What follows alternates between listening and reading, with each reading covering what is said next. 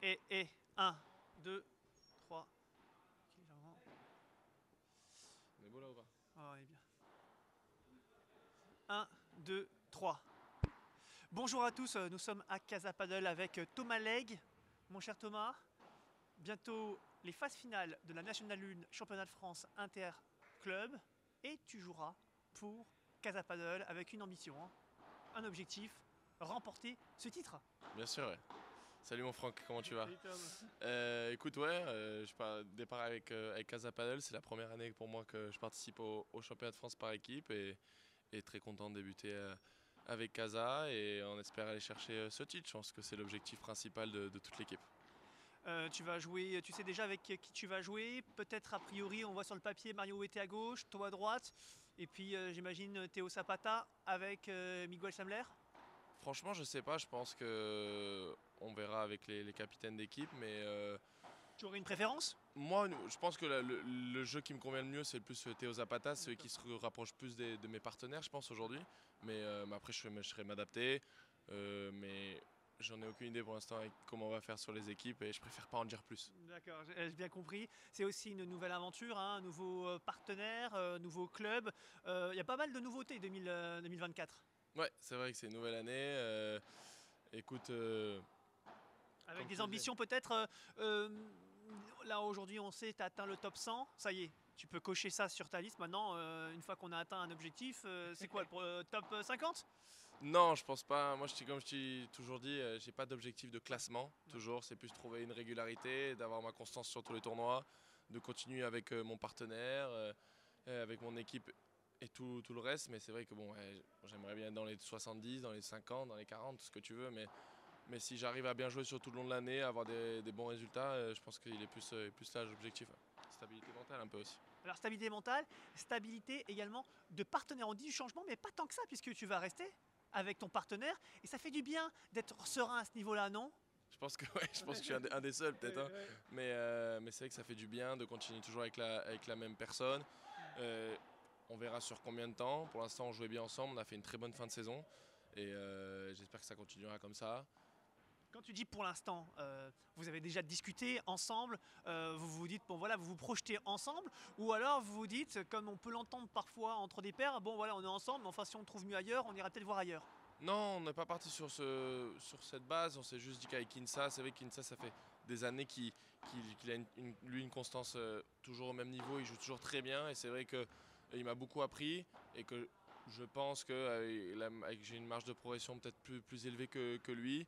On verra ça sur le long terme. Mais en tout cas, sur le court terme, je resterai avec Kinsa. Marge de progression, et en même temps, tu dis qu'avec Insa, au moins, c'est l'assurance d'avoir un partenaire qui est vraiment régulier, qui va pas peut-être te déjouer avec des hauts et des bas. Est-ce que c'est peut-être ça qui t'a un peu fait défaut par le passé? Non, c'est sûr. Non, mais c'est vrai que de plus être entre guillemets le leader d'équipe et d'avoir quelqu'un qui a une stabilité comme ça, c'est une aide énorme pour moi. Et donc, je pense que c'est aujourd'hui, c'est le partenaire idéal. Il se complète très bien avec moi et on verra cette année ce que ça donne.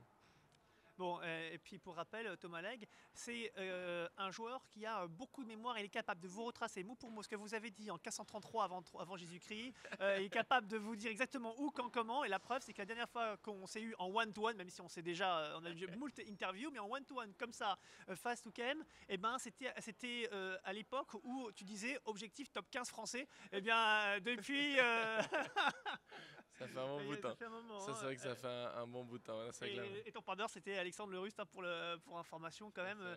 c'est vrai. Ouais. Non, mais là, c'était une époque où j'avais pas trop de partenaires, je changeais un peu Ouais.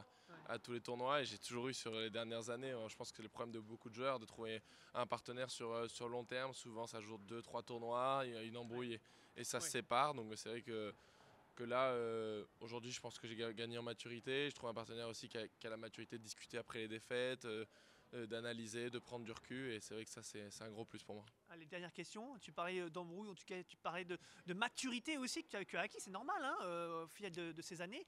Est-ce que aujourd'hui, avec la maturité, l'expérience que tu as acquise, est-ce que il y a peut-être des choses ou un joueur avec lequel tu serais resté avec le Thomas Legge d'aujourd'hui par rapport à celui qui existait à l'époque? Peut-être un joueur où tu dis, tiens, je regrette peut-être si les choses étaient à refaire, aujourd'hui ça se passerait différemment.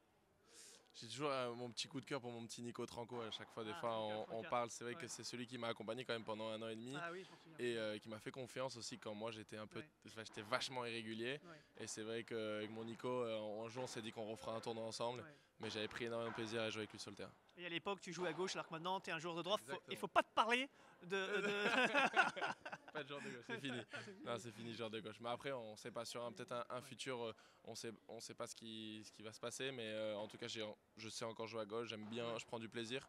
Mais c'est qu'aujourd'hui, j'ai des meilleurs résultats à droite et je pense que je ne suis pas encore prêt dans les prochaines années à revenir à gauche.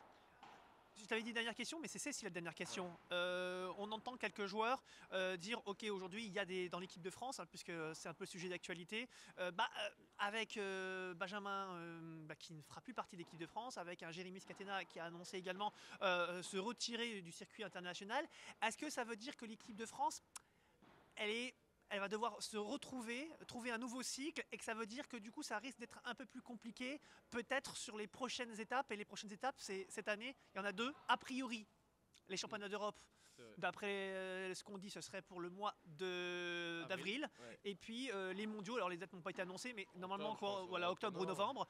novembre. Qu'est-ce que tu en penses? Oui, c'est un nouveau cycle, ça veut dire peut-être qu'une équipe moins compétitive, il ne faudrait pas s'attendre à avoir des résultats comme on a eu ces dernières années.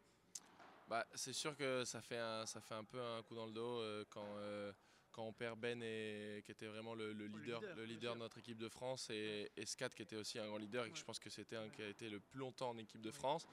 Et surtout en termes d'ambiance, c'était énorme d'avoir Scat à nos côtés. Et bon, bah, c'est comme ça, faut accepter. Il y a une nouvelle génération qui arrive. Je pense que j'en fais partie. C'est peut-être à nous de reprendre le lead. Et on verra. Peut-être qu'on ne sera pas aussi compétitif sur les premières années, mais je fais confiance qu'il y a beaucoup de bons joueurs qui arrivent et beaucoup de jeunes joueurs qui ont un grand potentiel. C'est marrant, il a dit qu'il fait partie des nouvelles générations, alors que pour beaucoup, comme pour moi, j'ai l'impression que c'est déjà un ancien. Mais c'est vrai, mais j'ai encore 22 ans, pas oublier. Rappelons-le. Merci Tom, merci. Merci à toi. Merde, putain. On a failli avoir l'accident.